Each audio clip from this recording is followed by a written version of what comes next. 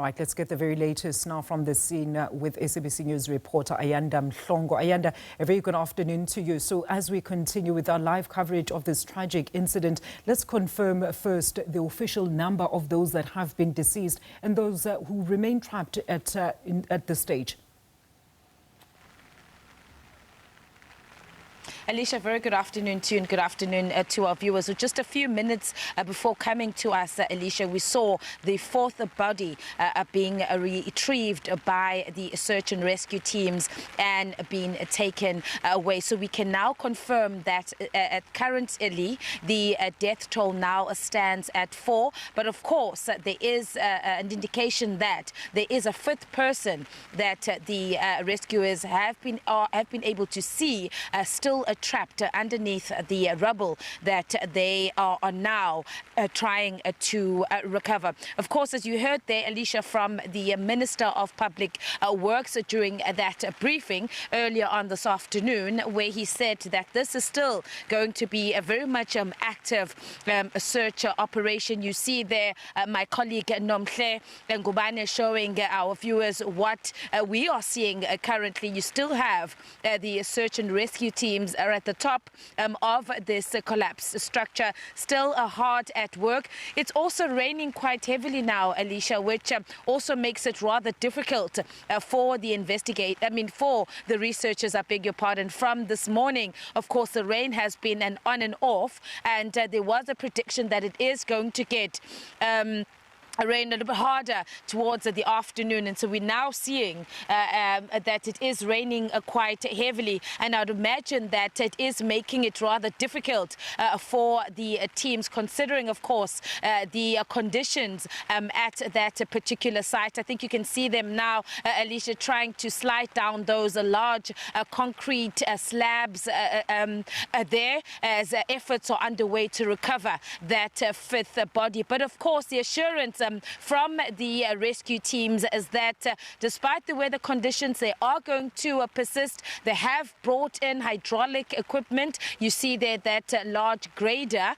that is also there to assist to remove some of the sheets of concrete. So there is an undertaking from them that they're going to continue as long as possible here. Of course, they will be battling the weather. If we're looking at the time, it is going to get dark as well in a couple of hours, and so that might then force them to suspend the operation to resume it tomorrow morning. But they have said that of course they're going to stay here, Alicia, as long as possible. In terms of the numbers of people, Alicia, that may be trapped, as you said, there is one body that they're now trying to recover, but they don't know. The authorities at this point cannot say how many people may be trapped under this rubble, and that's of course because they have not yet gotten sort of an idea from the owners of the building and those that were responsible for the construction. We do of course understand that one of the people who are deceased is one of the directors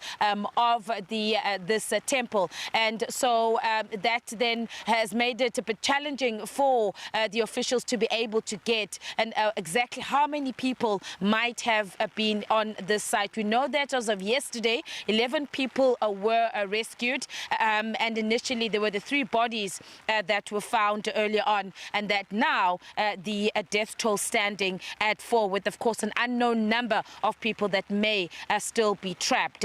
What also came out of this briefing, Alicia, very importantly, and I think a lot of people now want to know the cause of this collapse. We do know that it was a 4-story structure, and that they were in fact adding on to what the existing temple, and so they were building these additional levels on top of the temple. But insofar as exactly what might have caused this incident, that we are uncertain of at this point. The minister saying that that is still going to take quite some time, and they have asked that of course that the public allow first, the priority is to ensure that they find the bodies that may still be stuck or trapped under this rubble, and thereafter the Council for Built Environment is going to be leading the investigation.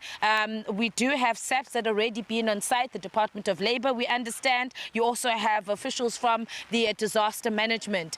Also assisting these teams are engineers that have been brought by the province of KwaZulu-Natal, as well as those within the eThekwini municipality. They are also on site assisting in this operation. The minister also saying, Alicia, that he has been giving the president updates as of yesterday, as he received information. He has also been reporting to the president, and after his visit today, he also will then brief the president on the work that is being done so far following this incident. But there's still, Alicia, so many unanswered questions that unfortunately at this point we really don't have the answers to regarding the structure, what made happen, who, if anyone, will be held accountable for what has happened here, who these workers were. That will all be determined by this investigation. But what we can at least for now say and confirm, Alicia, is that we can expect that this operation is going to continue over the next couple of days. In fact, the Provincial Department of Cooperative Governance telling me that the MEC for COCTA is going to return here tomorrow to check on the progress of this operation. But of course, the investigation. There was also a meeting by the technical teams, and these are the teams of engineers and other experts that have been brought together. Some from the eThekwini municipalities, others are coming from the national department, others are coming from various entities within the construction industry, and they're all going to be assisting with this investigation. The minister, of course, Alicia, also importantly saying with regards to these incidents, I mean, this is not the first time that we've had such an unfortunate incident. You're just speaking about that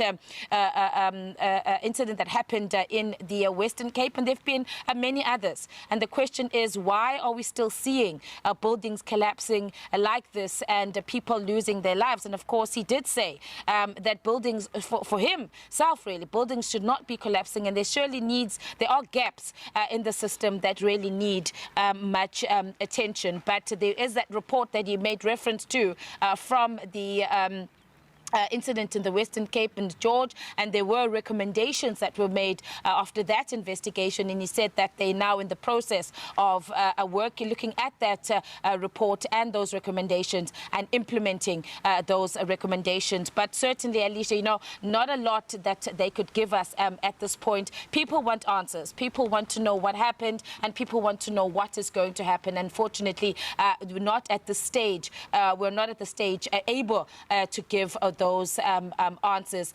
We have to wait until that investigation has been concluded. But just a final confirmation, Alicia, 4 bodies have now been recovered, and the rescue teams are hard at work trying to at least recover the 5th body that they have identified. It will not be over. Their work still continues. Hopefully, the weather, as I was saying, is becoming quite a bit of a challenge for them. And of course, if you're looking at the time now, it could get dark very soon, which could also hamper their efforts to continue with this operation. Alicia? Thank you so much. A very comprehensive update there from SABC News reporter Ayanda Mhlongo, joining us live from the scene of course, the temple collapse in Verulam. And speaking of those answers that we're still seeking, I would have loved to know what the city of Durban is actually saying about their knowledge of this building in terms of their compliance, if all those compliance measures were actually, of course, respected.